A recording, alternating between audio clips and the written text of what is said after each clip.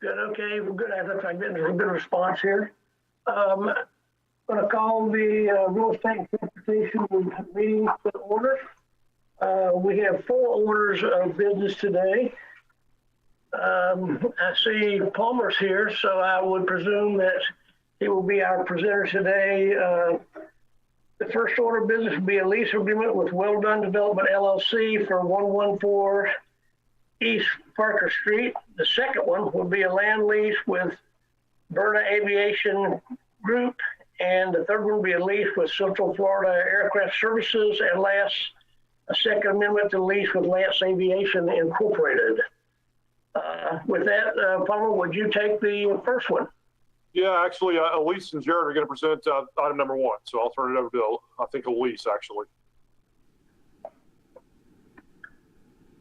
You're going to defer to Elise, okay? Yeah, so Tara Lynn is on. She's the project manager on this. She's going to take the lead. Can you speak up a little bit more, please?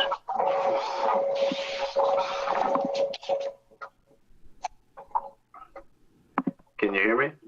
That's better, thank you. Yes, I was just saying that Tara Lynn Boswick, she's the project manager in the office. She's been working on this project, so she's going to take the lead on this. I'm having trouble hearing you again now. I think he's saying that Tara Lynn Boswick is going to take the lead on this. She's the project manager for this project. Good morning, everyone. Can you hear me okay? Yes. Okay. I'll be presenting the lease for 114 East Parker Street with Well Done Development LLC, owned by Dr. Sally Brisbane. The lease is in conjunction with the construction of a new project. At one new office building at 114 East Parker. So the general lease terms being proposed is a 3-year term with a 3-year renewal option. The building is approximately 4,700 square feet, and the lease rate would be $4 per square foot. In year 1, there would be proposed no lease payments or maintenance fees, and lease payments and maintenance fees would begin in year 2. For the duration of the lease period, the leasee would be responsible for liability insurance, solid waste, electric, and water utilities.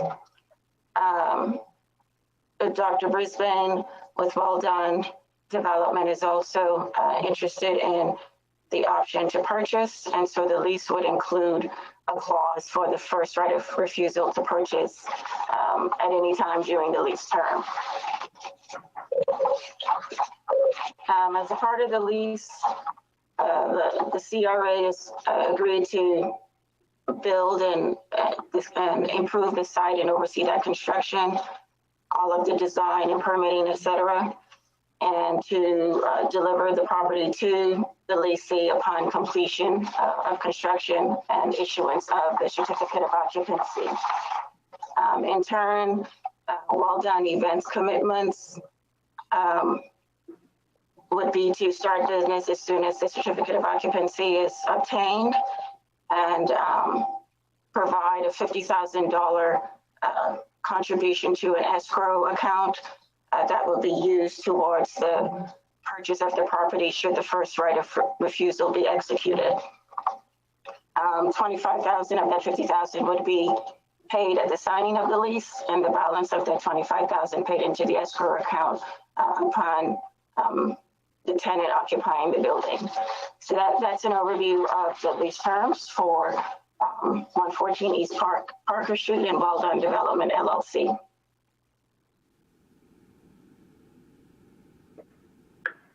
Is that the end of your presentation, Commissioner Walker?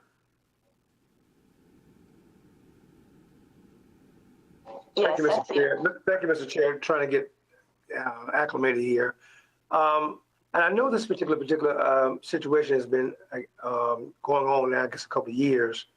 And I'm looking forward to success of what I believe will be a very inspiring situation here, especially along this, what I call the just north of we call the crosstown.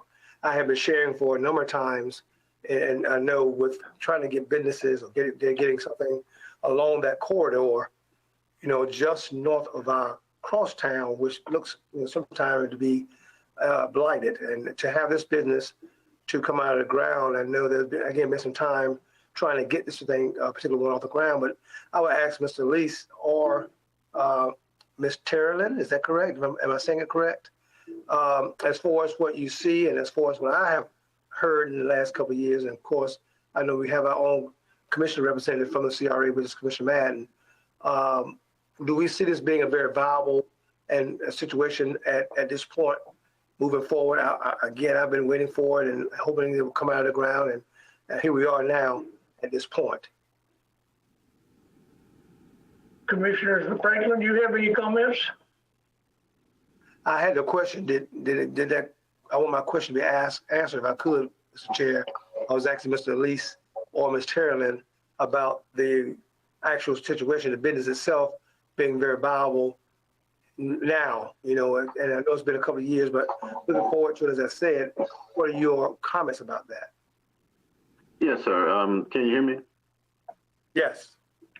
Yes, and so, we do think the project is viable. Dr. Brisbane has been operating despite the pandemic. She's tried to host some events to drum up interest. She's also gotten some donors to donate some various components of the project, as well as some furnishings and things like that. So I do think the community is excited to have an opportunity to go to well-done events and to also work with Dr. Brisbane to kind of further some of the community goals.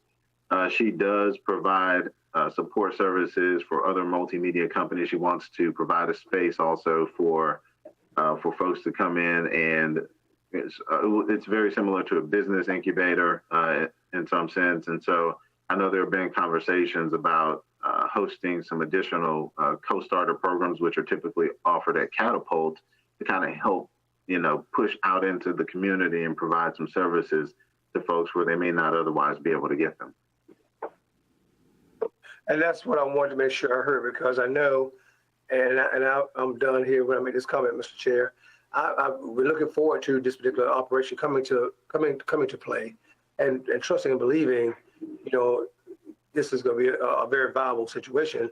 I'm excited about, again, having to see something like this along that corridor to help support some different kinds of, and I say this again, different kinds of situations that normally you don't find in some other areas of our city. Thank you very much. I'd like to make some comments right now. If you want to go first, first, Scott, or I'll take over. I'll do my little dissertation here in a minute. No, I'm good. Go ahead and give your dissertation.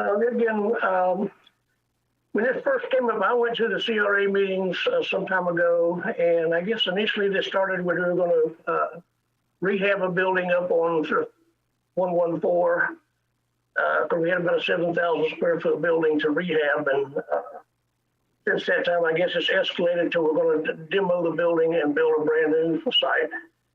I did have a chance to meet with, to speak with Corey Miller over the last couple of days, and I've had a meeting with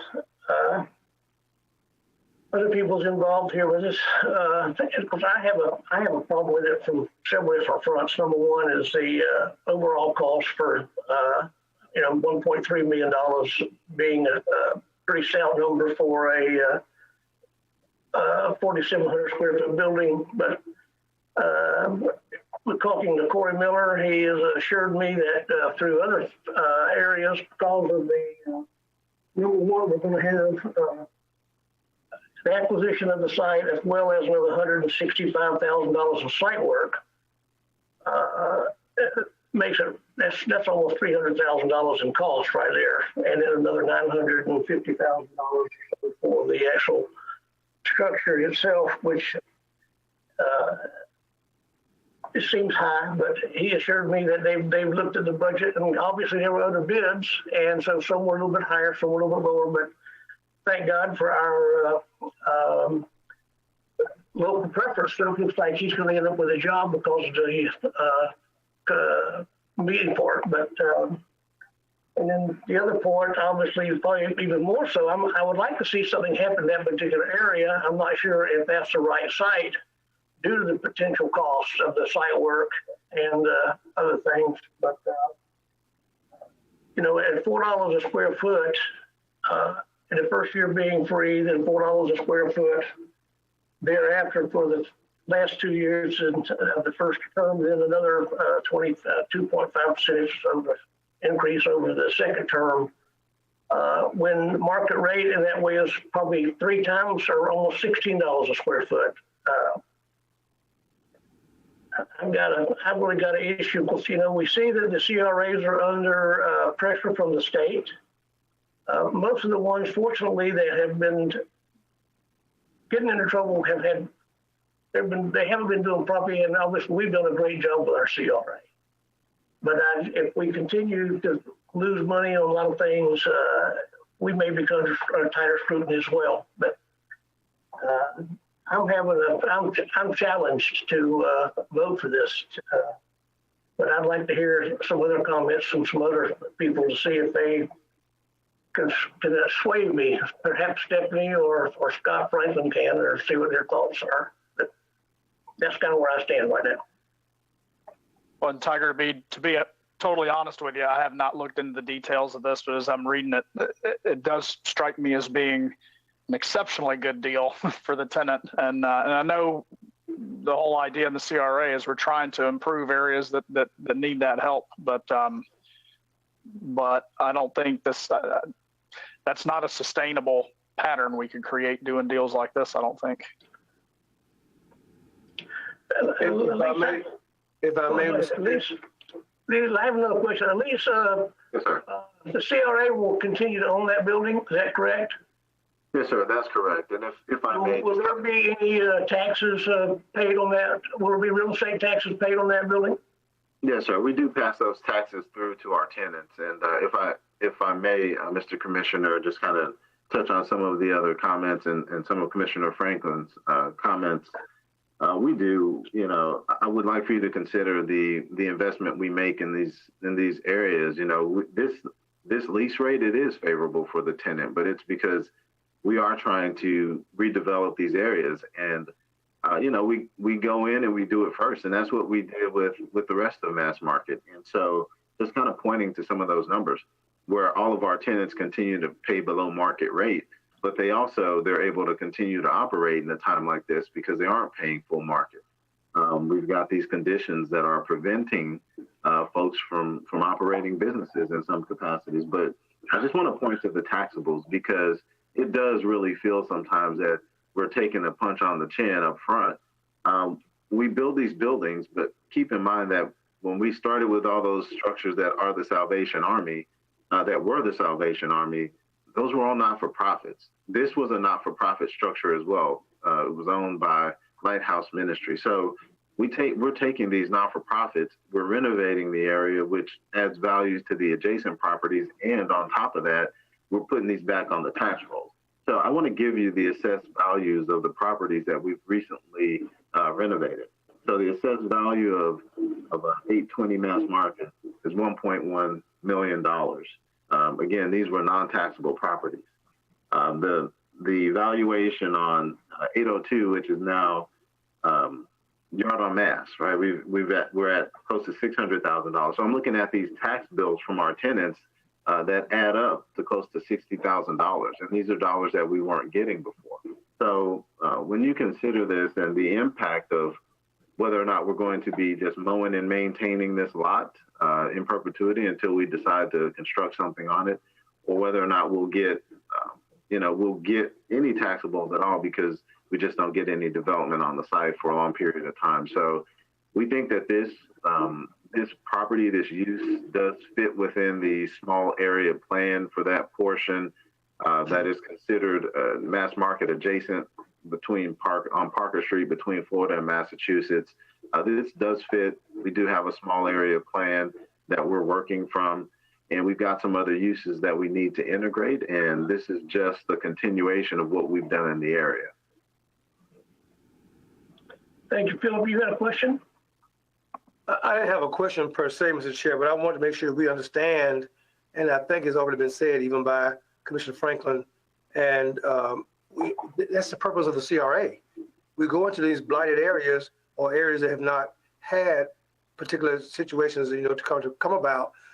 And as Mr. Lee said, to get these things back on the tax roll. And we've spent more money than this on many other operations as well throughout my tenure here on the commission with redevelopment purposes. And of course, I will have to share with you, sometimes it takes some time to do a little something different to make a successful situation. And if we can do that to wholeheartedly support our people, citizens of our community called Lakeland, and bring about something on the tax roll again that could be a successful operation, that's what it's all about, I think, when it comes to redevelopment. And when you have blighted areas, such as what we see across that particular area of what I call just north and across town, and I've seen some of the plans at the meeting with Mr. Lease several months back, and sharing with me what we're hoping to become and hopefully come about in the very near future. I'm excited to know that we can do these kind of things because it's happening and it will happen. And I just want to make sure we understand we have done and spent this kind of money on other projects as well. Thank you. And again, I agree with you. And something needs to happen in that area. I'm just like I say, it's just I'm struggling with it to some degree.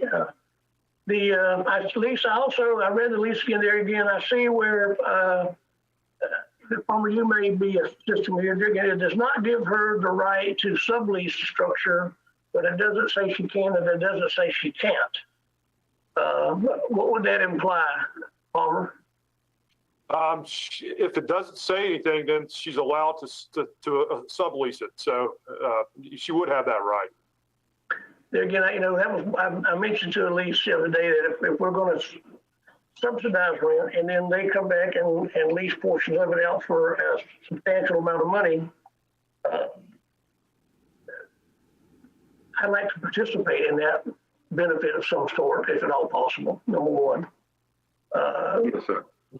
Go ahead. Yes, sir. Yes, sir. And you bring up a very good point with her being a master tenant or being silent on her ability to sublease. Some of her goal is to potentially have some folks that come in and they have some workspace within her building, within the building, and they're able to kind of get some business coaching from her. But I will say that this is no different than what we've done for house management with a collective, where we've allowed Laura Helm to sublease, and so she has the ability to do that, and that's at no value to the CRA to do so. We get no dollars from her for doing so. Then we also have a similar deal with Neighbors of Lakeland. They operate the apartments that we have there in the mass market area as well, and so we work with them to make sure that folks are able to have a below market rent, because we don't attempt to drive the numbers, at which often will drive folks out of business or into poverty. And so we've got some below market units there that the tenants in those apartments appreciate that, because we allow him to sublease and to manage those apartments for us. His benefit there is somewhat of the gap, but he also does not raise his rents comparable to market rate. So, it's a give back for everybody.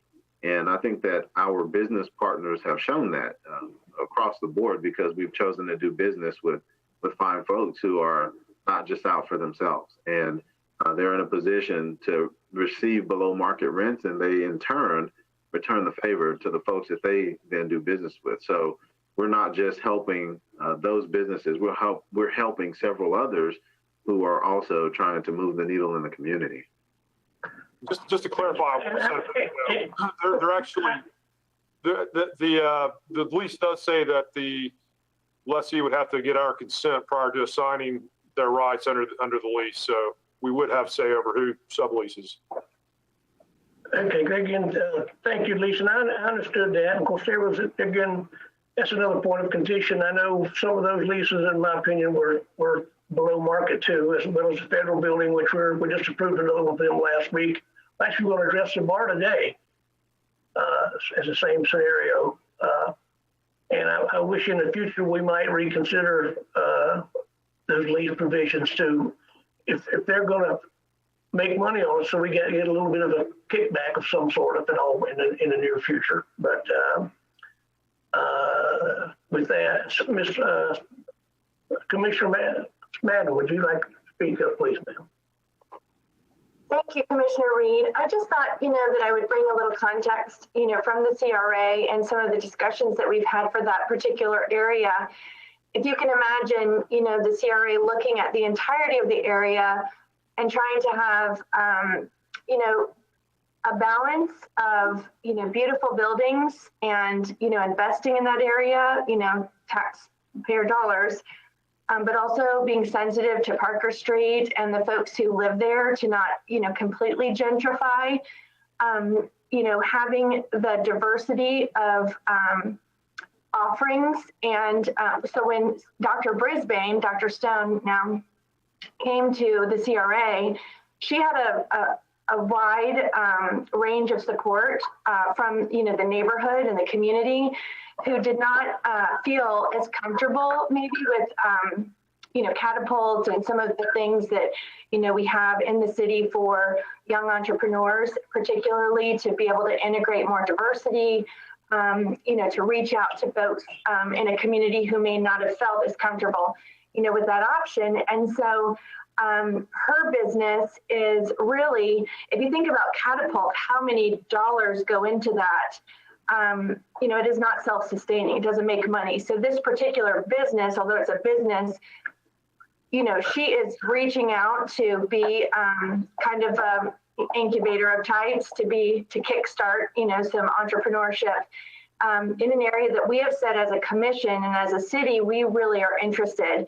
We're interested in, kind of cultivating this innovation within all of the sectors of our community, really engaging all, socioeconomic ranges and diversity. And so she came as a candidate willing, to put herself out there and to give it a go. And, it is a risk, like Catapult's a risk. Catapult takes a lot of money every year to subsidize it. It's not government subsidy, but it's, a lot of people put a lot of money into that, to make that happen. And so, this is the city, partnering. We have a building that's going to be beautiful and it's going to be structurally sound and hopefully last 100 years. She has the option to buy, but only, time will tell if she is, viable, and we'll be able to approve those things going forward. But in the meantime, if you can imagine, that most businesses, even though we have beautiful House 820 and the Collective and some things in that particular neighborhood, they risked prostitution and drug dealing and homelessness. Most people aren't particularly feeling safe and, interested in investing in that area. But as we go and act first and invest city dollars in beautiful buildings that are assets, to the community and to the city, and unless we do sell them, we could then maybe have a company come and feel safe enough to put some residential there, safe enough to put some private businesses there. So, it's a long-term plan.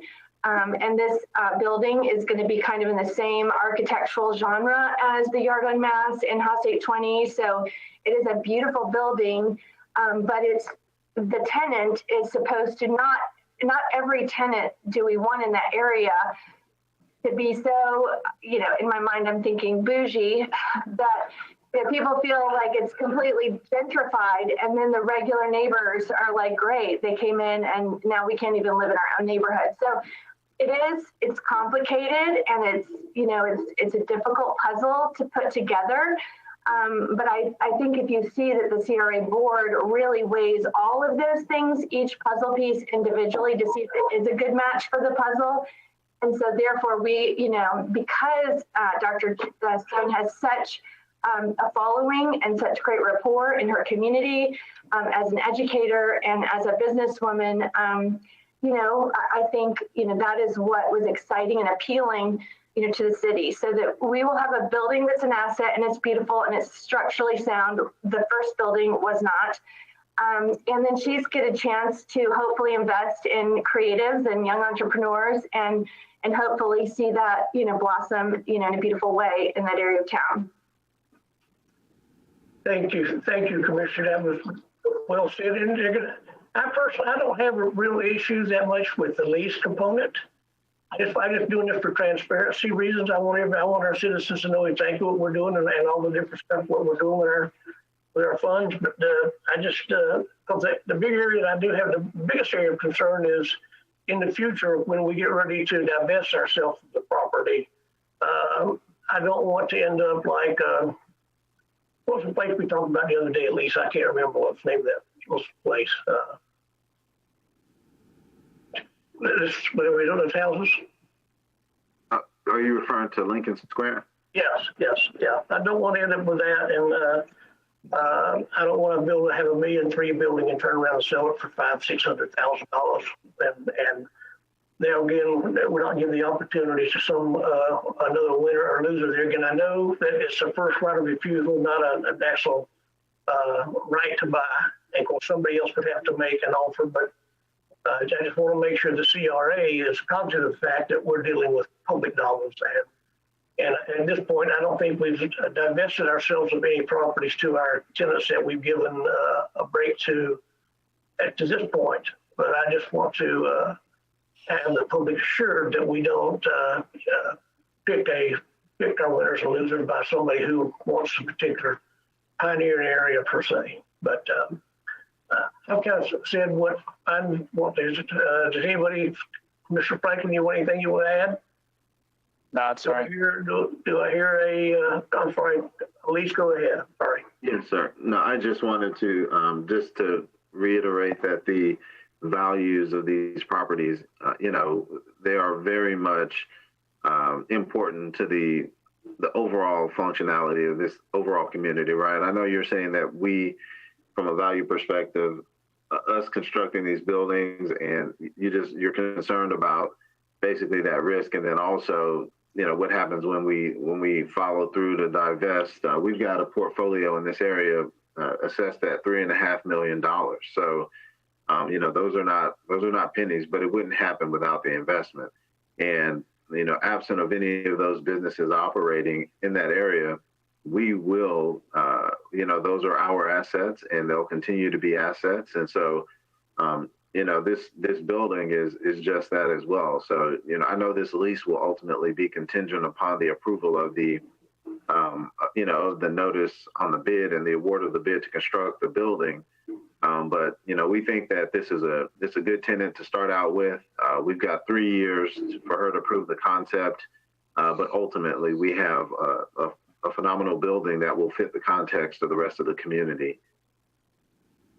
Thank you. Do I hear anyone wish to make a motion?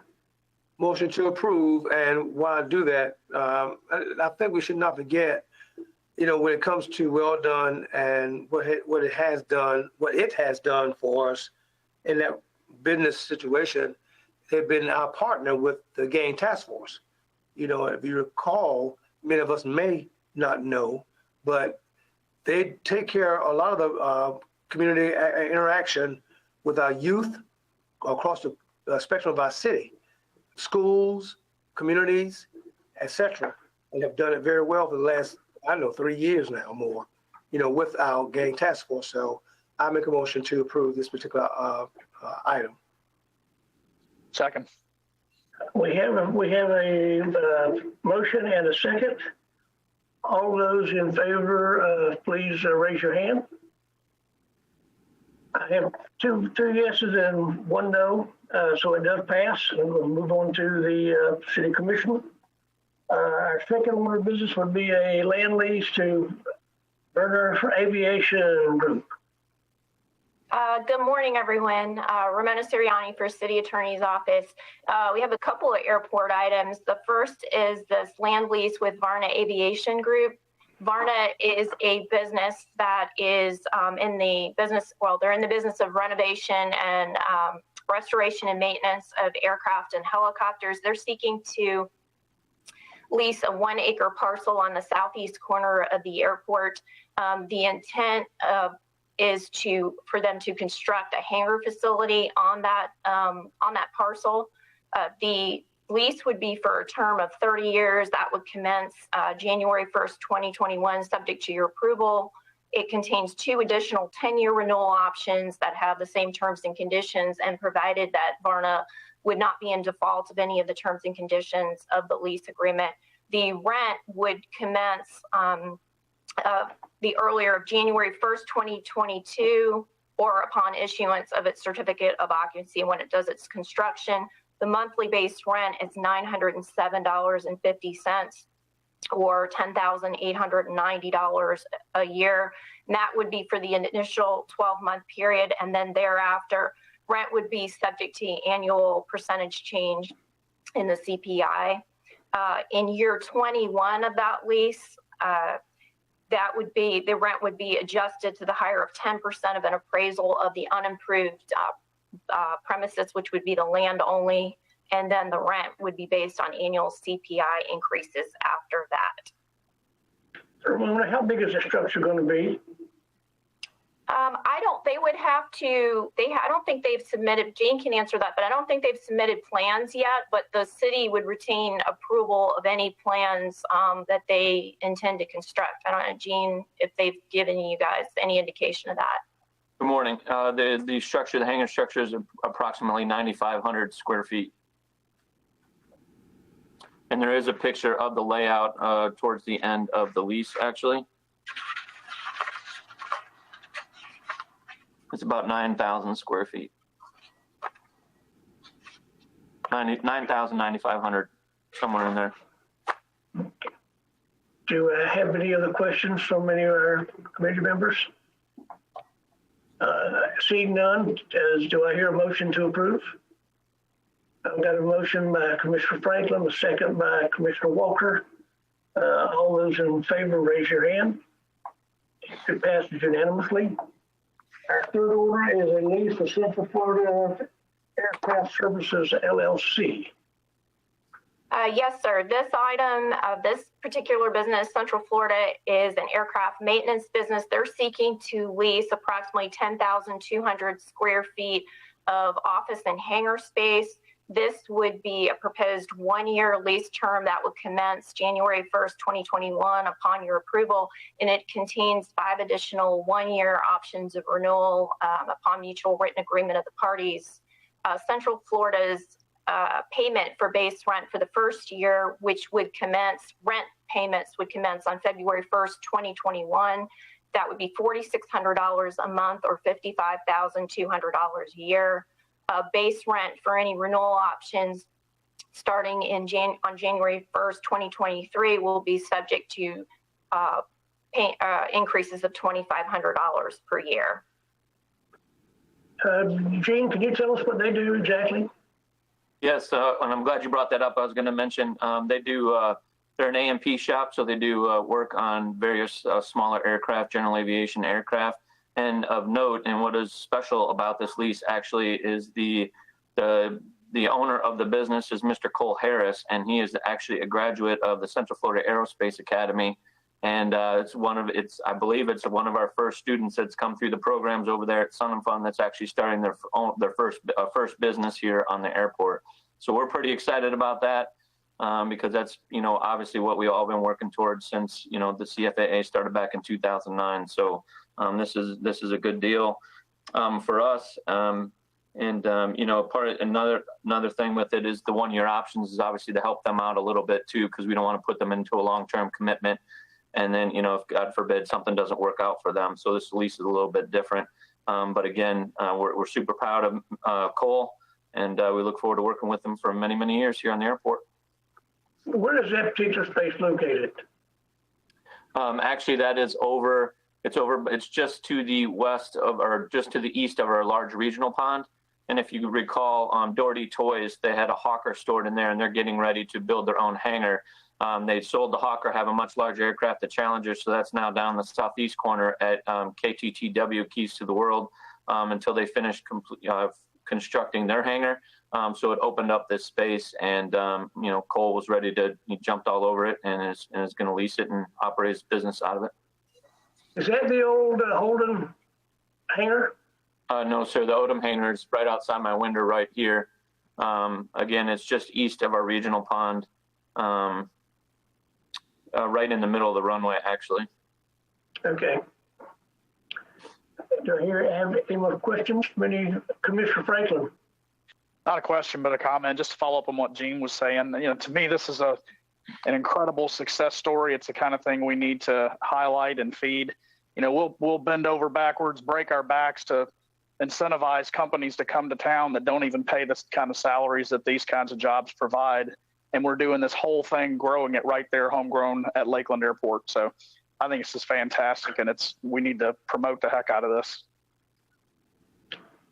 Do I hear a motion? Commissioner Walker, I assume you make a motion to approve. I see a second from Commissioner Franklin. All those in favor, raise your right hand. By the way, we're doing this on video. That's why I'm saying that as opposed to speaking out. So it does pass unanimously. And our last release would be with Lance Aviation. Yes, sir. The last one is a second amendment to an existing lease agreement we have with Lance Aviation. This is a tenant that's been out at the airport for quite a few years and engages in aviation maintenance services. They're actually seeking to decrease their footprint, the amount of space specifically that it leases office space. They no longer require office space on the third floor of the Flatline Drive facility. And because of that, we're modifying the lease agreement to provide for the lesser amount of space as well as adjust the rent accordingly. So the base rent will be $4,127.40 per month, or $49,528.88 per year. And that would be effective January 1st, 2021 through December 31st, 2021. And then thereafter, the base rent would be subject to annual increases in CPI. And we're also establishing a new initial term of 10 years with regard to this particular lease amendment. Thank you. Do I have any questions from any of our members, Commissioner Franklin? So it may be buried in here, but what is the current rent rate per foot? I don't know what the current rent rate per foot is. I can tell you. It's probably close to that, but that's also a blended rate. So they have office space and the hangar space. The hangar space is roughly about $4.75 a square foot, and the office space is probably around $12 a square foot. But that $7.45, that's the blended rate for all of their space. Okay. I can tell you the not the per square foot rate, but the amount of rent that they were paying in 2018 was $4,889.35. And then as of 2019, they were subject to increases of 2% in CPI, whereas this is being adjusted. This will be 3%. Okay. Did I answer your question? Yes. Do any other commission, any other questions around? Do I hear a motion? So moved. I have a motion by Commissioner Franklin and a second by Commissioner Walker. All those in favor, please raise your right hand. It passes unanimously. We are at 8:40 a.m. It's been a little longer meeting today, and with that, we are adjourned. All right, you guys ready to roll right into the next one?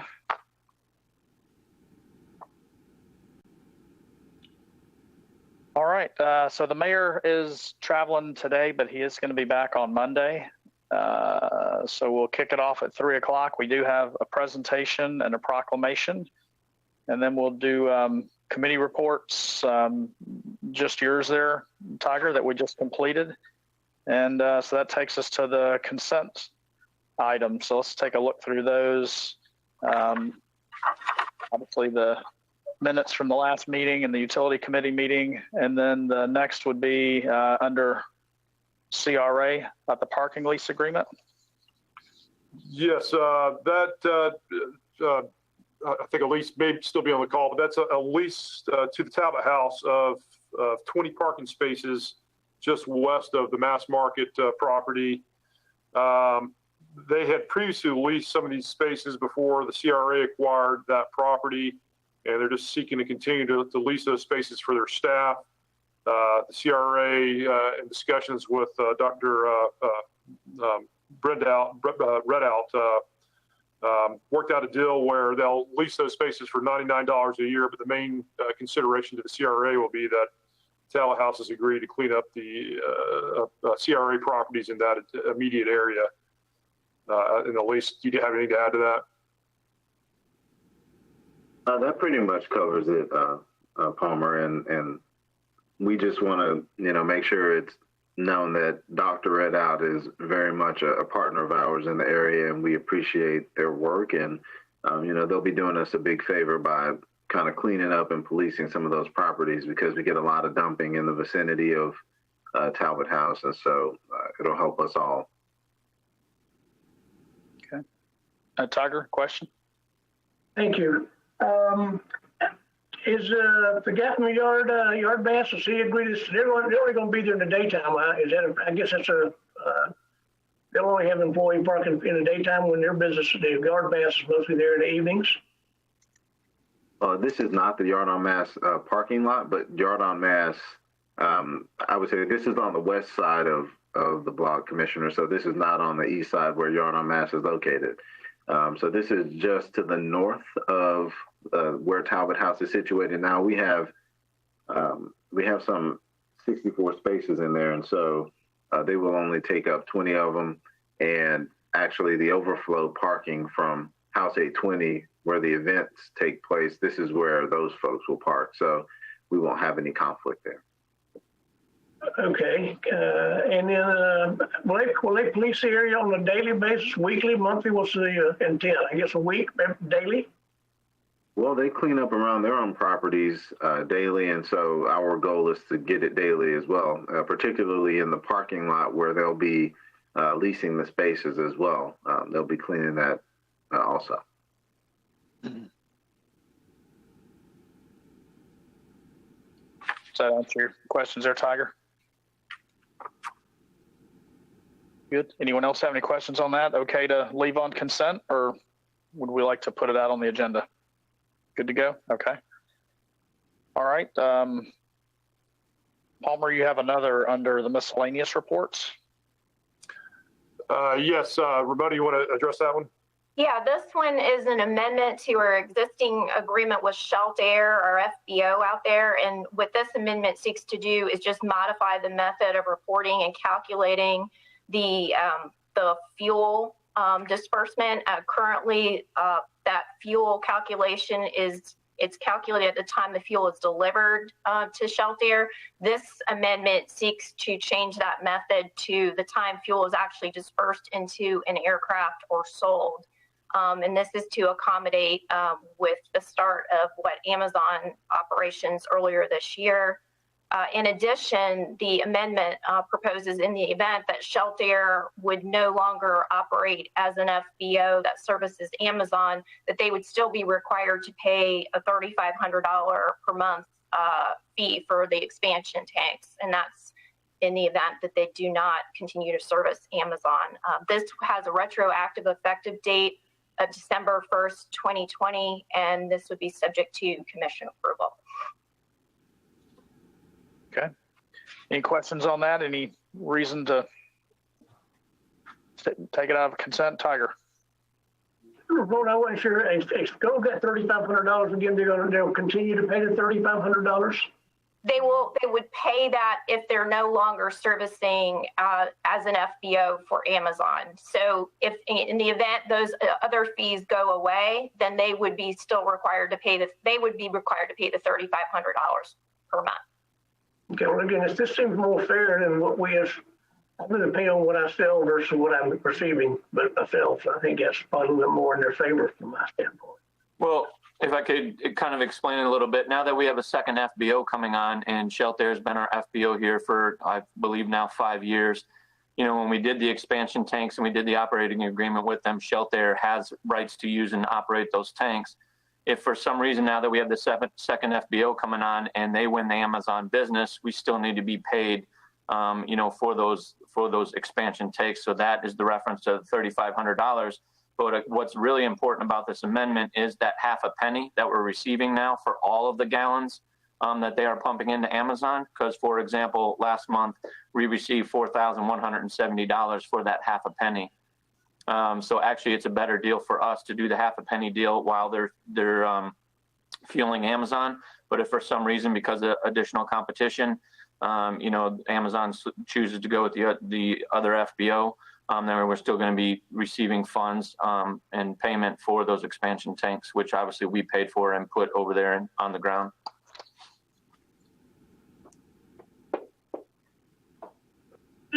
Commissioner Franklin, Mayor Pro Tem, excuse me, do you think it's important we leave this on so people can hear that we're getting some extra revenue from the gas sales?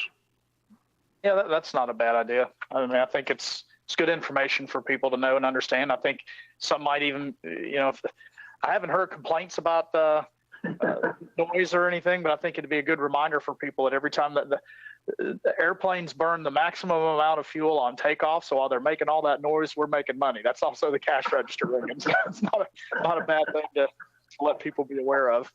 Well, also, if I may just add a little bit more. So last month for November, we pumped 976,000 gallons here on the airport. Last year in total, we did 1.3 million gallons.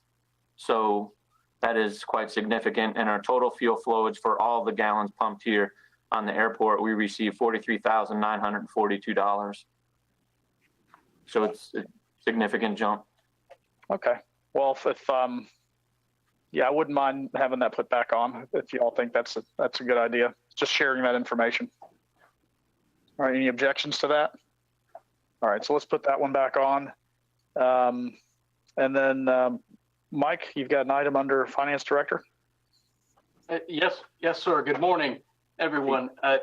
Lakeland Electric has a request to appropriate $625,861 for a couple of sources. The first being $485,861 for the 81-acre land purchase from OUC, Orlando Utilities Commission, that was discussed at the last commission meeting. Within that $485,000 is approximately $3,500 worth of closing costs as well. For our share, those closing costs were split equally with OUC. The second piece of this request is a new request for LED lighting upgrades in downtown. That's for $140,000 of the total appropriation. $40,000 of it is for Lakeland Electric to assist our Parks and Rec department with replacing the lighting receptacles, electric plugs that are lower on all of the downtown streetlights with ones that are installed in a different location on the streetlights. And the additional $100,000 is as Lakeland Electric is working its way through Lakeland, is replacing the older streetlights with ones that are LED, which is a tremendous savings to the general fund, which pays the electricity bills for those streetlights. So, if you have any questions, I know that Ms. Jacoby's on as well. If you have any other details associated with that question, Commissioner Walker. Thank you, Mr. Mayor Pro Tem. Question I have is, I know there was some talk about moving the, electrical sockets that's downtown from where they are in a lower area of on different light posts or whatever, to bring up higher or something, so a lot of the transient activity would not have use. Is this part of that situation or not? Yes, sir. Yes, sir. That's the $40,000 that's being spent is raising those receptacles.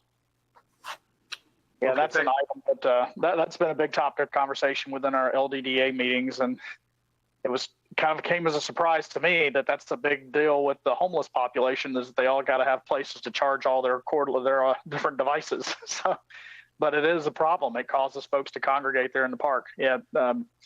So that, if I hear you correct, then not to cut across you, Ms. Mayor Pro Tem, but I want to make sure I know there's been talk, like you said, from the LGDA and the community as well about, they be able to congregate as they are and be able to use the sockets for recharging, whatever. So we're in hopes of moving from lower level to higher level that will help them not be hanging around that kind of thing as much. Is that the purpose? That's correct. Yes, and I see a city manager wants to jump in there too. So, Sean. Thank you, commissioners. Yes, that is Commissioner Walker and Commissioner Franklin, to both of your points. That is part of some of the modifications that's being made around Munn Park to assist in that effort. But it's actually it's really even more than that, because some of that activity, those electrical outlets are behind a plate at the bottom of the light pole. And we have at times tried to even weld those plates shut. And we have people who will take screwdrivers and other tools and they will bust them off to get to the outlet. So we would also be able to, to stop expending funds on all of the repairs that have to be done because of busting those plates off at the bottom of the light poles. Okay. Everybody okay with leaving that on consent? All right. Not hearing any complaints, then we will. And I think that's it for the consent item. So we'll go back up to the top, and we have no request to appear from the general public, no equalization hearing, and then we're down to public hearings. So Palmer, you want to take that? Sure. Unfortunately for items 1 and 2, the ad that we sent to the paper was not published. So we're going to have to continue both of those second readings to the January 4th meeting. The paper has agreed to comp the ad for the January 4th meeting, but nonetheless, we need to continue both of those. The next item is one of 2 ordinances that are up for first reading for Monday, related to the proposed VA clinic over just north of the Sam's on Lakeland Highlands Road. See Teresa teeing up the presentation.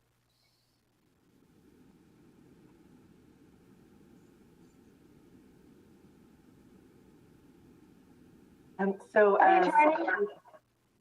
as City Attorney Davis had mentioned, these are 2 related items. The first of which is a future land use map amendment, and the second is planned unit development zoning in order to accommodate 133,000 square foot Veterans Administration Medical Clinic.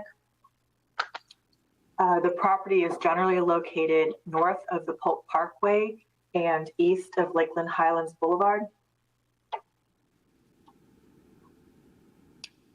This is the subject site. It is approximately 26.45 acres.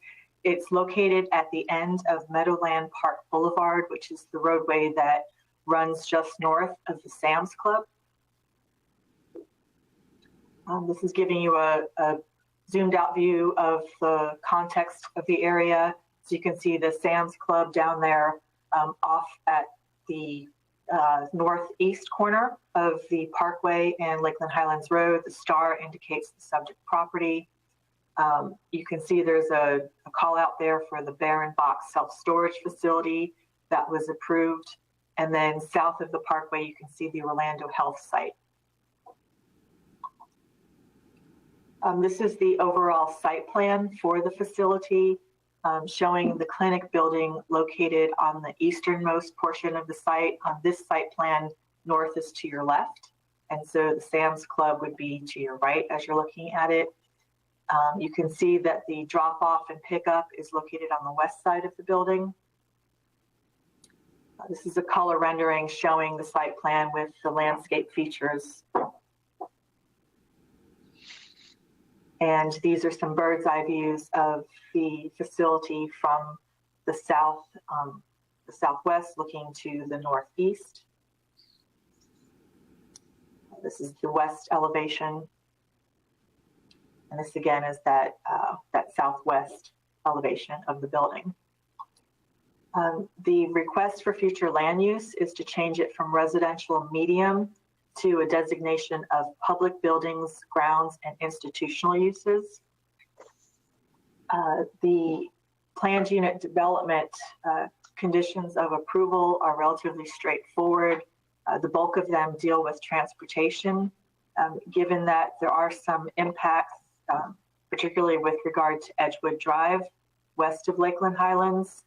And while there are no off-site mitigation measures that are needed or off-site improvements that need to be made, the conditions do rely heavily on multimodal mitigation measures and also transportation demand management. So there will be some provisions for transit service to be provided, and then the developer would be eligible for impact fee credits if there is a transit vehicle that's ultimately purchased to serve this site. With regard to the transportation demand management, you can see here in the conditions that it does set aside some parking spaces for use for either carpool or van pools, and that the developer would have to participate in the Florida Department of Transportation's Commuter Assistance Program. The land use item that is before you on Monday is actually a first public hearing. Because of the size of the land use amendment, it requires 2 public hearings. But the hearing on Monday is to transmit the future land use to the Department of Economic Opportunity. And then it would come back, we're expecting sometime either late January or early February to do an adoption of the future land use, and then to have a second and final reading of the planned unit development. So what we'll be asking for on Monday is to approve transmittal to DEO, and then we would come back for adoption and provide a full presentation at that time and have the applicant also present. And I'm available for any questions you may have. And I know the applicant's representative is also on the line. Great. Thank you, Teresa. Commissioner Walker. Thank you, Mr. Mayor Pro Tem. Ms. Teresa, this site, I guess, that obviously maybe have been where they landed for this particular clinic, because I know they were looking at 3 or 4 different sites here in our community, and saying that this is where they're landed for the VA clinic, as it would be. You know, we had challenges, and I think we were talking about it during the Orlando health conversation, traffic and the like, especially along that Edgewood Drive, Lakeland Highlands Road situation. So have those, I know those particular, I guess, questions back in that conversation were addressed, and Mr. Chuck Barnaby gave us, I guess, some kind of answers, many answers, as I say, regarding that. But I want to make sure that if this is where this particular site is going to be, have the VA clinic or situation, we talk about even more traffic. So can we hear some conversation about that, please? Sure. So this site has not yet been selected by the Government Services Administration. So they have been going through a competitive process and have now, I believe, finalized a list down to 3 developers and 3 different sites. And this map here shows those 3 different sites. There's one up at Kathleen and I-4. There's the subject site here at Lakeland Highlands. And then there's a 3rd site out in Auburndale at the Polk Parkway and Braddock Road. My understanding is that there should be a decision made sometime in January. So we're hopeful that decision would be made. I know that there's a lot of people that are very anxious to see where this does land. With regard to traffic, the applicant's traffic or transportation impact analysis, again, showed that there wasn't a need for any other off-site mitigation measures, and it did take into account the impacts that were going to be created by the Orlando Health Project as well. So because currency will be an issue for this project, it will have to go through concurrency determinations at the time of the site plan review. That's where the applicant is going to have to come back, or the developer is going to have to come back and provide that multimodal transportation mitigation package to show how they're going to address impacts, and particularly with regard to transit. I know that Chuck's on the line, I believe, if he wants to jump in and give some more detailed explanation as to why there weren't any off-site measures that were required. But yes, we did take into account Orlando Health project and the impacts of this project. Sure, and thanks, Teresa. You covered pretty much all of it. I think the big issue is with the traffic study. We had the applicant assume the first phase of the Orlando Health vesting that was approved through the development agreement earlier this year, and so their traffic was assumed as being on the road before the VA clinic's traffic was on the road, as well as a 4% annual growth rate. So we really went with a growth rate in terms of hybrid rate, in addition to the first phase of Orlando Health, really stress test the system. And really Edgewood Drive is going to fail with or without the project, and so it kind of put us back into looking at those transit options to offset any new demand created by this project, by the VA project, as well as to really also provide another way for the clients to get to this medical facility. When the VA clinic moved from Florida Avenue out to Parkway Corporate Center, gosh, probably 10 or 12 years ago, we and the Citrus Connection both received a number of calls from clients that were trying for some period of time to find a way to get to the new clinic. And so we want to make sure that regardless of the traffic concurrency issues, that the clients are also given an option to get to this new medical facility without having to drive. And so we worked very closely with the Citrus Connection. Their staff came up with 3 options. They recommended an option that would include a route that would run, I want to say 6 times a day from the downtown terminal to the new campus. And essentially they costed out the purchase of a smaller vehicle. So it was something in the $120,000 to $180,000 range, as well as about $130,000 a year in operating costs. And so that remains on the table as an option. Citrus Connection could operate with the developer funding that service until the Orlando Health transit route is up and running. Right now, it's estimated to be sometime around 2025, and so it's really trying to provide transit service for that gap period between now and when Orlando Health would be up and running. And we also, gave the VA clinic and the developer the opportunity to provide their own transit service as well. They can provide the same level of service, more tailored to their clients at a lower cost. We wanted to keep that option on the table as well. And so that's the way we had structured our development conditions, was to give them that option. And basically, regardless of how it's done, we just want to make sure that transit service is available to the site when the VA clinic opens.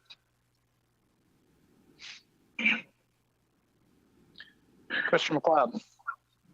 Thank you, Mayor Pro Tem. Thank you, Teresa and Chuck. And Teresa, just to clarify the process, so you said Monday our vote will be to transmit this to the Department of Economic Opportunity.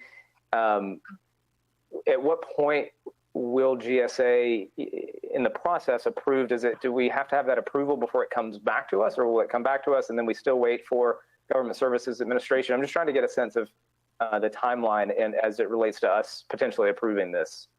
Right. So your review and approval of the associated land use and zoning actions is independent of the GSA's decision. It may happen concurrently, and it may happen even prior to this coming back to you for final decision. I think one of the decision points for the GSA is whether or not these properties have the zoning in place to be able to proceed more quickly. And so certainly the fact that this is in progress, I think will be a consideration for the GSA as they make their decision. But your decision is not dependent upon the GSA's decision. Okay, that makes sense. Thank you. Commissioner Madden. Thank you, Mr. Mayor Pro Tem. Teresa, when Chuck was talking about the transit options and Citrus Connection, kind of coming up with a plan for that location, did they also do, did they vet the other locations as well, and then kind of, discover that this one is, the most economical or most feasible, or was it only on Lakeland Highlands when they went to Citrus Connection. So the Kathleen and I-4 site, that one already has zoning in place to accommodate the use. I'm not sure about the Auburndale site, if that one would need any zoning changes. So whether or not the developer has had conversations with Citrus Connection about that other Lakeland site, I'm not aware of that. They've probably, researched obviously what the routes are in the area.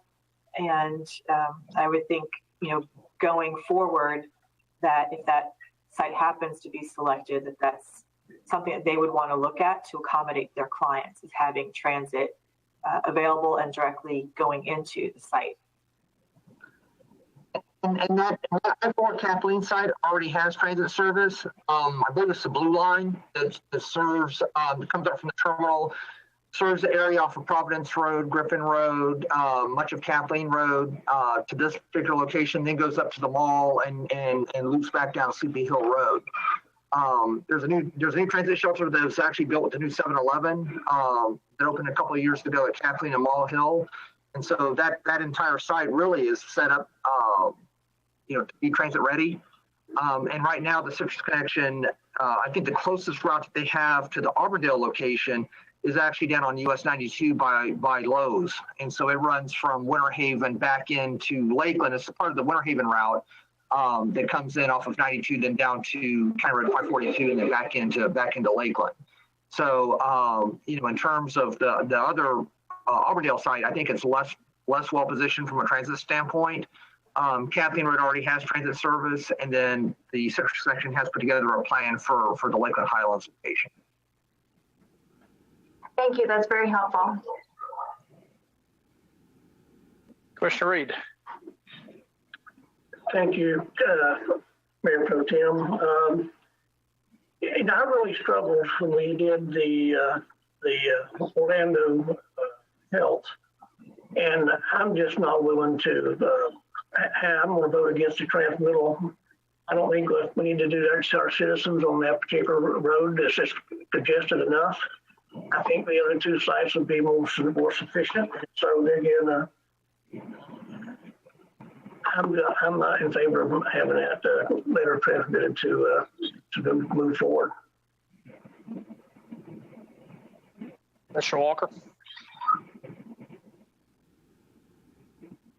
Thank you again, Mayor Pro Tem. My question, I guess, would be if I heard Commissioner Reed's comment, even in if this is submitted to DOE for consideration, it does not mean, I want to make sure, that they will select this particular site. Because if I hear, and that's why I asked my original question when I first asked, of the three locations, has this been selected? And Ms. Teresa, of course, you did share with me, no. This is just another particular site, one of the three that we need to, that they want to make sure to get some approval for, to make it I guess a viable situation. But I'm almost like, you think about the three sites and knowing, hear what Chuck said, Mr. Barmy said about transportation and being able to have things already in place.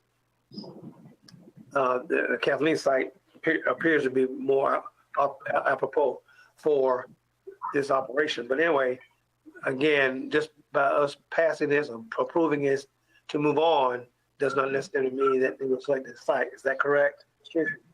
That's correct, Commissioner. All right, thank you. Commissioner Madden. Thank you, Mayor Pro Tem. So just, considering Commissioner Reed's disapproval of the project, I just am curious from, a bigger picture here in this corridor. And, when Mr. Barmby said that Edgewood Road's going to fail, whether or not this goes through, it's pretty disconcerting to me to see that there's all of that land, ripe and ready for development. What would be able to be developed with, with thoughts of traffic, making sense. So I wondered, I know that there's, we've talked at the, pretty much at length about the traffic here with the Orlando Health development, which was very helpful for me to be able to wrap my head around where we are in this area. It seemed to me that in those conversations, there needs to be another direct route from Lakeland Highlands Road over to Bartow Highway. Is there any consideration, if we go forward with like this veterans building, does that open up doors for any other federal or state monies with regard to development in this area or around this facility? I think from a transportation standpoint, it definitely does open up some additional possibility for funding through DOT. Kind of going back to the Orlando Health discussion, one of the challenges we've had in this area is trying to get funding for Bartow Road. And DOT is working on a plan right now to 6-lane Bartow Road from Edgewood Drive to somewhere just south of Sylvester, and then make operational improvements from that point north, which will definitely serve the travel demand in that corridor and provides additional capacity that will relieve particularly Edgewood Drive between Lakeland Highlands Road and New Jersey. So if we can get some traction on Bartow Road, it does buy us some additional time on Edgewood. I think the other thing and it's really hard to quantify because we've had to quantify this before, but one of the things that's coming up very soon in the next year or two on the Parkway is the Turnpike. They're going to all electronic toll collection for the entire Pole Parkway. And so folks, one of the things I've heard is just the general frustration of the backups on that mainline toll plaza between Lakeland Highlands Road and Florida Avenue. Well, once the Turnpike is finished with that project, it's all electronic. So it'll be like the Greenway over in Orlando. And so the delays are going to be much diminished. And I think that it will make the Parkway another good alternate route to get east-west without having to use Edgewood Drive. Yes, you do have to pay a toll, but the delay and the frustration of paying a toll and encountering a delay at the toll plaza, that delay goes away. So there's some things that are happening that are, frankly, very unique for our area that are on tap that I think are going to help the situation. The other thing too is once we start looking at the Lakeland Highlands Parkway interchange area as a node, and you hit the nail on the head. There's a lot of available land out there that can develop. We've got $1 billion worth of, or approaching $1 billion worth of investment out there. When you start looking at the cost of the Parkway, the cost of Lakeland Highlands Road and US 98, there's a lot of investment made out there. And what can we do to get the land positioned to develop, create a node with medical, maybe residential, maybe retail, other types of development over time, and get return on that transportation investment. And I think that right now, if we can get transit into the mix to provide another option, it will buy us time to allow the highway investments to catch up. So thank you so much for elaborating. And I'm really going to be looking to you, Chuck. You're a resident expert here when it comes to transportation, to keep our sights on the big picture, because approving one small development at a time and not seeing how this all, the ripple effect, I think could be, not to be hyperbolic, but catastrophic, for our traffic in that area, for the residents, and really, looking to another, resident expert and rock star Gene Conrad's approach, to be able to leverage, federal dollars, or to be able to get a little bit of a boost on the priority list with FDOT because of the developments that come to this area, I think is absolutely critical, because money does not grow on trees, and we need to think about this area not in approving or disapproving development, but strategically developing so that we can get as much money as possible to improve the traffic and not let Edgewood fail and all of those different areas fail. So thank you for providing context, but I'm, as one commissioner here, I'm going to be honing in on this area, because there is lots of fertile land there ripe for development, and we can't say no because we think, oh my gosh, we can't handle it. We need to really, I think, be strategic and visionary, in the development in that area, because it can be, a huge asset for our community if we do it right. Commissioner McLeod. Thank you. And I was just going to add on to that, Chuck, we don't want to turn around if this were approved and it goes through and the site selected in years down the road and say, what did we do? And keeping an eye on the big picture of the transportation challenges. And that was very helpful to hear you outline that. The improvements on Bartow Road and the 6th laning, do we have any, I know that's in flux as to when that might happen, and it's hard to know with DOT. Do you have any update on that, or timeline wise? I don't have anything really other than what's been discussed with the TPO. DOT's broken the project up really into 2 segments, and with the 6th laning from Sylvester south to Edgewood, and then medium modifications, signal improvements, and some turn lane improvements from that point up to Main Street. There was a resurfacing project that DOT had added for the section north of around Sylvester north to Main, and that was scheduled for 2023. And with the budget reductions because of COVID and the reductions in gas tax collections, that project has been moved out to a point that's maybe a couple of years at least, but we still haven't seen the draft work program yet to know where that's landed. But we do have a standing request with DOT to, as part of that resurfacing project, at least incorporate the operational improvements north of Sylvester, so we can take care of that, and again, buy us some time until the section south of Edgewood is 6th lane. And so we're trying to at least break it out, take advantage of opportunities that present themselves to get portions of that corridor done over the next several years. One of the things that, frankly, I think still remains unanswered, at least from my standpoint, is that we've asked DOT to take some of the right-of-way funds that are programmed for that section of 98, and move it where possible into construction. And so, I think that's still a question that we have out there of how much do we need for the Sylvester to Edgewood portion, and what does that translate into in just taking right-of-way dollars and moving that over to take care of that. And so I think, and we've got a standing request to see how those dollars can get shifted around and moved around to be able to make that happen. And I think, kind of looking ahead in terms of the legislative policy discussion, certainly Exit 38 is the biggest issue that we've got in the Lakeland area from a roadway standpoint today. Bartow Road is not far behind, and so that's the other thing, is if we can get Bartow Road to move forward as a very high priority right behind Exit 38, then that again keeps the pressure on DOT to figure out a way to incrementally make those improvements that we need and know are needed over the next 5 to 7 years. Thank you. Mr. Walker. Not to belabor the point here, Mr. Mayor Pro Tem, I would ask that we maybe think about having some kind of discussion, excuse me, for all of us to hear, about the concerns that we all are sharing here, especially when it comes to Lakeland House Road, Bartow Road, Exit 38, which we've been beating up that for a while now. With Mr. Chuck Barnby, and I would ask our city manager Strauss to maybe have a plan of discussion for that sometime in the very near future, because these all, I think, play into some things that we want to make sure that we're doing the right thing for Lakeland and its growth and transportation and development, etc.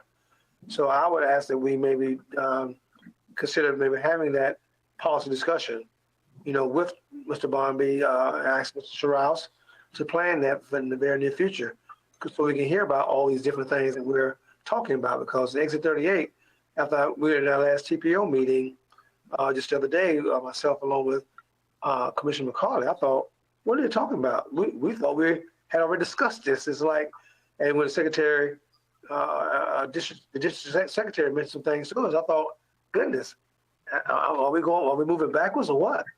So I think it's important for us to have that kind of discussion, so we can hear not only about the concerns regarding Exit 38, but like you said, Mr. Barnby, Bartow Road, Lakeland House Road, all these areas, and that's so important to us, and make sure we have our subject matter at the front helm of what we need to take care of. Commissioner McCarley. Thank you, Mayor Pro Tem. And I would just add into that, Commissioner Walker, that yes, the exit 38 popped up at TPO last week. That's been pushed even further down the road, no pun intended, which was a little bit upsetting to Commissioner Walker and I.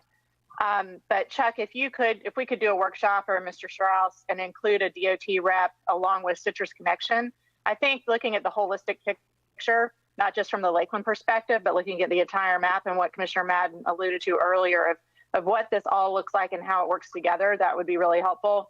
And also communicating to the public for a policy workshop on how sometimes our hands are tied with the Department of Transportation. It really depends on who gets the money when and how that shakes out, and legislatively how that works. And with this COVID lack of funding and the gas tax that you mentioned earlier, I think it's going to be the onus is on us, as Commissioner McLeod said, that we don't want to look 30 years, down the road 30 years and look back and say, what in the world did we do?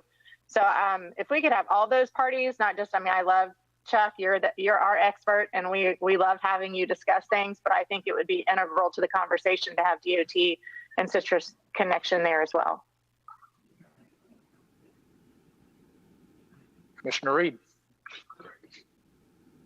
Thank you. You made some great points, and of course, I think any of those roads that would be built, taking some pressure off, is going to be a minimum of 10 years from now, and maybe even closer to 20. But invariably, Stephanie made a great point. There's some great land out that way. There's a lot of vacant land. Unfortunately, again, we had met with Mr. Holloway and tried to buy some of that for residential. He assured us that the land would not support residential homes. So I find it difficult just going to put a 5-story structure on the same site that you can't put a home on. A lot of that land out there is obviously reclaimed phosphate land. And most of the subsoil conditions are not conducive to support development unless it's got a tremendous amount of cost. So it's kind of like we're going to find out there the Williams track out by Foley Polytechnic. It's going to be the same issue out there. We have a massive amount of land, but there's only a sparse place we can do the development in that area. So even if they pick this place, it may be cost prohibitive for them. But there again, the federal government's got they have a blank checkbook. They can just do what they want to do, obviously. But I just don't think we'll get enough relief in the immediate future for our traffic component to make a difference for our lifestyle of our students in that general area. Well, it's true the government has pretty much unlimited money. The other thing is it moves at a glacial pace. So I don't think that that VA clinic is going to be happening anytime real soon, unfortunately. But it is a very central location, and the community, Polk County, desperately needs this VA clinic. And when you think about it, it's not just folks in Lakeland that'll use it. Personally, when I look at those 3 sites, and I think of Mulberry, Bartow, Winter Haven, Lakeland, Auburndale, that would be the easiest place to get in and out of. And as Commissioner Madden says, that's vital property there. We're going to have to figure out the transportation issues. We're not going to be able to just shut things down because we're worried about what the future traffic's going to be. We got to skin that cat at some point. Yeah, Commissioner Reed. There's some great spots still on 98 South that are available if people just get around and look a little bit. That it's not encumbered as bad with traffic for the cities of Lakeland anyway. Okay. Anyone else on that? Good first reading discussion. All right, let's move on then. We've got Commissioner Walker. Yes, sir. So do we land, Mr. Mayor Pro Tem, do we land on making sure that we do have this policy discussion regarding, I want to make sure we get that on the plate to be able to move forward with Mr. Strauss, Chuck Barnby, and what other important, again, entities. Are we saying we're going to make it happen? Yes, sir, Commissioner. We will start taking a look at the calendar. We do have some policy workshops already scheduled, and we'll work with those agencies that were discussed to try to coordinate what's the soonest date that we could schedule that, but we certainly will. So we'll add that to the issues parking lot, but we're going to have to expand the parking lot. All right. So next we have a resolution. Yes, this is just the first of a two-step process that we go through every year in order to get the lots cleaning, clearing, and demolition special assessments on the tax roll. So we have to do this in order to get the assessments that we've imposed over the last year on next November's tax roll. Under CRA, the first item is the sister item to the lease of 114 East Parker Street that you heard about earlier, that this is the award of the bid. And all the low bids are listed there on the agenda memo. You can see that they're all clustered closely together and close enough, actually, that the local preference policy of the city applies. So Miller Construction is actually the lowest local bidder, and that is who the recommendation of the award of the bid is being made for, $1,108,230 for Miller Construction. Okay. All right. The ordinance for first reading is related to the Veterans Clinic discussion we just had. That's the accompanying companion PUD zoning for that property. Then we have a resolution for the vacation of a public utility easement out on Skyview Drive per our standard process. All the different utilities have been notified, and nobody has any objection to that. There are no facilities in this easement, so the recommendation is to vacate that easement. I think Mr. Commissioner Reed has a question. Oh, Commissioner Reed, sorry. Palmer, where is that easement actually located? I couldn't find where it was located. Did we didn't show a map anywhere, did it? Yeah, we didn't have a map ready to go. It's just, I mean, it's all has is the address. Unfortunately, we can try to get a map for you for Monday.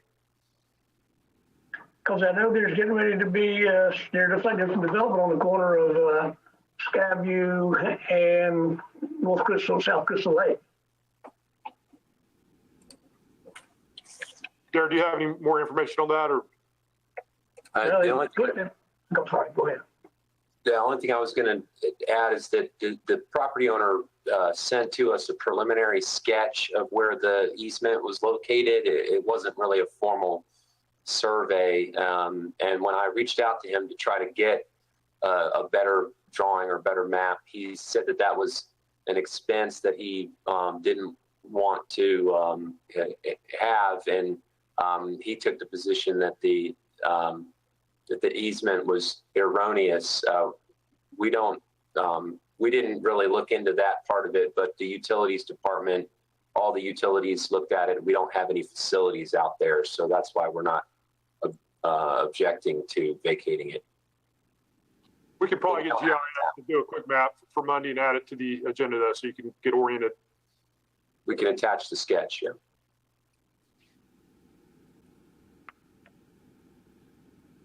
If there aren't any other questions, the next item is the 2020 fair housing analysis.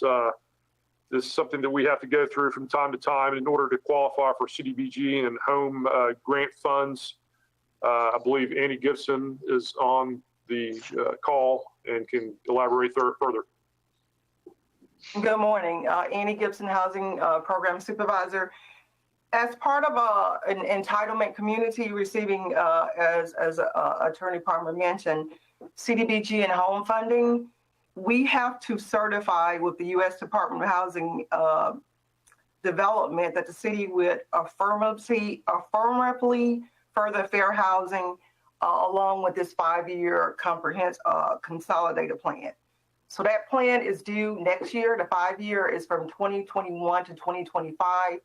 But the prior year before, we have to submit an analysis to impediments of fair housing. So the document that you have outlines, we did contract with Central Florida Planning. They did the outreach for us, and they produced an impediments for us document. So on Monday, they will be presenting a short PowerPoint to discuss with you how they did that, the process, and the findings. I'll be happy to take any questions, and they are on the line if you have any questions to ask them. Central Florida Planning is. Anyone have any questions? No? Okay. All right, thank you, Amy. Mm-hmm. The final item that we have is an amendment to Lincoln Electric's rate schedule to recognize certain items, whether they require, trucks and things to provide the service or not. I'll let Ramona explain that. Yeah, this is just a revision to the miscellaneous fees and charges for our truck rollouts. Customer service did an evaluation of those fees as part of a review of costs for that project, and these changes represent also what would be consistent with our tariff rate sheet. And essentially what's happening here is that the changes that you see customers will actually be charged a lesser amount where trucks are no longer required to be dispatched for connection fees. And then as well, you'll see also a provision added for summary billing. What this is it allows customers to consolidate multiple accounts into a single bill, and then they would be charged a single flat rate for those services. So those are the changes that you'll see to the rates. And I believe David Cuss is on this meeting as well, and he can answer any specific questions with regard to the charges.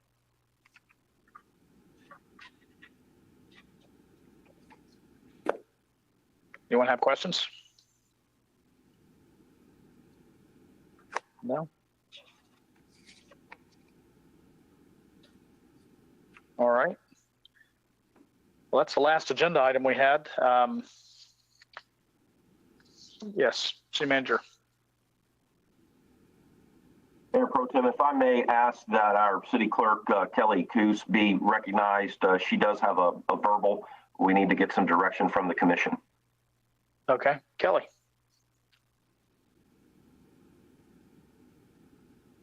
Good morning. Morning. I heard from some commissioners during the last election cycle that advance notice on those canvassing board meetings would be helpful. So as early as it may seem for April, now is the time to prepare to set those canvassing board dates. I'll be meeting with the Supervisor of Elections office after the new year. So I just wanted to put some dates by you, and hopefully you can pull out your calendars or bring it up on your phone and take a look at it. We do have to have 4 of you at each meeting to move forward, or for the election to move forward. So the first one scheduled is April 2nd in the morning around 8:20. At that meeting, we'll just be asking you to give us permission to begin processing the vote by mail ballots that we've already received and accepted through the system. The next meeting, this one on April 5th, we can play by ear depending on if we have a huge amount that we need to review. It would be the same question, additional permission to process ballots that may have come in over that weekend. On Election Day, April 6th, we will meet in the Supervisor of Elections office. I usually say 5 p.m. and I think we usually start by 5 or 5:30 anyhow, but we will need at least 4 present, and at that time is when you will begin accepting results from vote by mail and election day votes. The charter requires us to certify the election 3 days later, so that's April 9th at 8:30, and at that time you will also do the random selection for the manual audit. I picked the date of April 13th. We have a little bit of leeway in that week, but it does need to happen within that week. I think you have like 7 days to get that done. And those are the dates. So I really just would like for you to check your calendars and be aware that we've got to have a quorum for the election to move forward at every one of those meetings. Commissioner Clark. Hey, Kelly, thank you for doing that and pulling those ahead of the curve. I think I mentioned that to you last time. So thank you so much for giving us that heads up. And on some of these meetings are a lot quicker than others. So can you give us I know that that's hard to guess out, but which ones typically are the longer ones? So the short ones that take just a couple of minutes will be April 2nd and April 5th. Okay. I think April 2nd is an agenda study. It is. And so a lot of times we're virtual now, but I understand some of you come into City Hall and do your virtual from your office. So I need 4 of you to come to City Hall that day and give me 10 minutes max, because you're going to vote, so you have to do it in person according to our city attorney. Okay. So so those are 2 very short meetings. I won't keep you long. And in fact, Debbie will be the one sitting in my seat, because I'll be in the supervisor's office waiting for you to say yes so that we can get started. April 6th, that could be a long night. You know the routine. If you haven't done it before, Chad might be the only new one for that, but you'll show up at 5, you'll sit at the table, and they pretty much direct it, but you go through, review signatures that we didn't accept for whatever reason. And then you have to consider rejects from the machine count and different things. It's actually quite interesting. I think you'll enjoy it if you haven't sat through it before. So that is a long night, though. Kelly, April, yes, sir. Quick question. I may have missed this in my orientation earlier in the year, but are we all on canvassing and you need 4 of us? On the canvassing board, all 7 of you, because you're not on the ballot. Okay. It could be an opportunity. And Chad, to clarify what I didn't know, it doesn't have to be the same 4 every time. So okay, I was wondering that. Thank you. That was my question when I did it last year, was is it the same 4 people all the time, so then you're locked into it? But no, it's any 4, right, Kelly? Okay. Right. I just need a quorum each time. Okay. So, thank you. So the 6th would be a long night. The 9th really shouldn't be very long. That would happen in the morning. We would review any provisional ballots that came in. And after the supervisor's office has done their research, and we can tell you if they believe they're valid or not, and you will accept or reject them accordingly. And you will also do the random selection, which only takes a couple of minutes, where you will pick a race and a precinct for the manual audit. Commissioner Reed? The 9th and the 6th will be in Winter Haven, correct? Auburndale? The 6th will be in Winter Haven behind the Auburndale Speedway. But the 9th will be at City Hall. Okay. The 2nd will be at City Hall. The 5th would be at City Hall. The 6th is in Winter Haven. The 9th is at City Hall. And last year, for the first time, we actually conducted the manual audit ourselves here at City Hall. 4 of you sat up at the dais. I think Commissioner Madden may have been one of them. I think that went well. And if you're comfortable, we'll do that again so you don't have to drive to Winter Haven for that meeting. Commissioner Walker?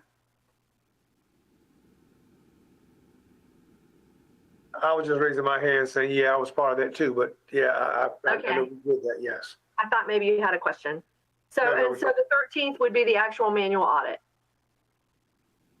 So, I'm sorry. Oh, what time? 8:30?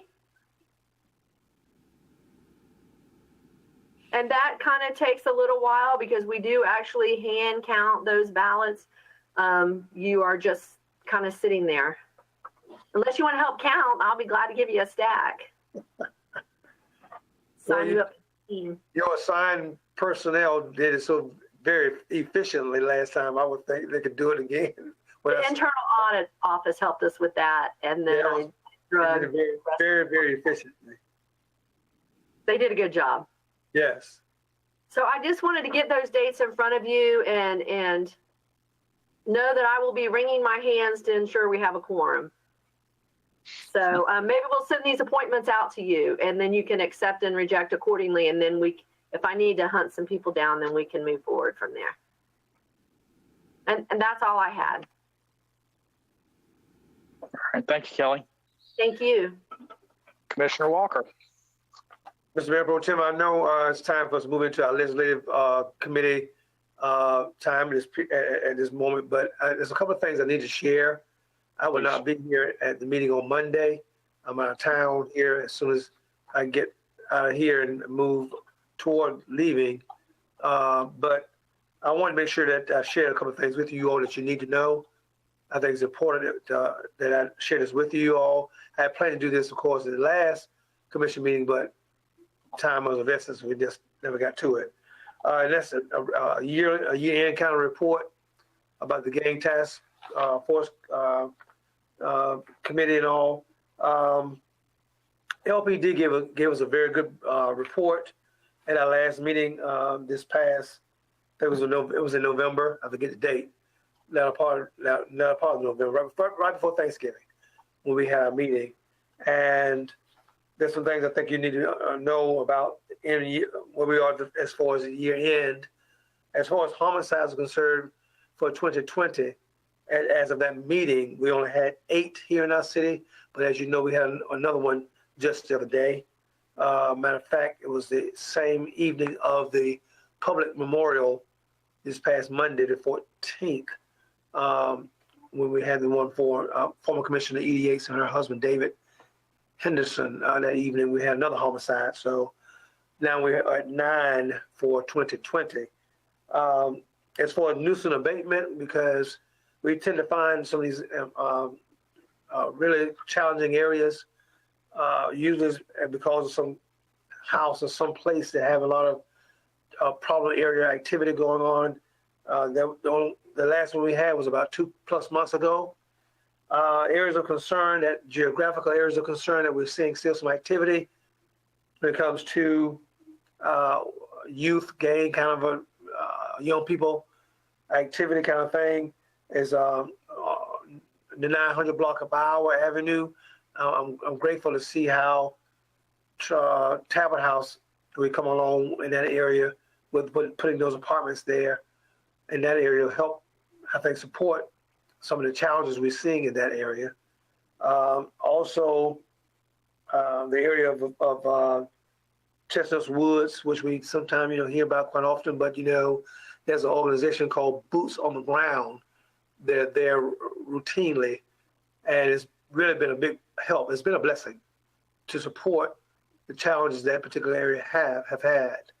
And of course, they try to reach out to another area, the old Citrus Gardens area, what you call Lakewood Terrace now.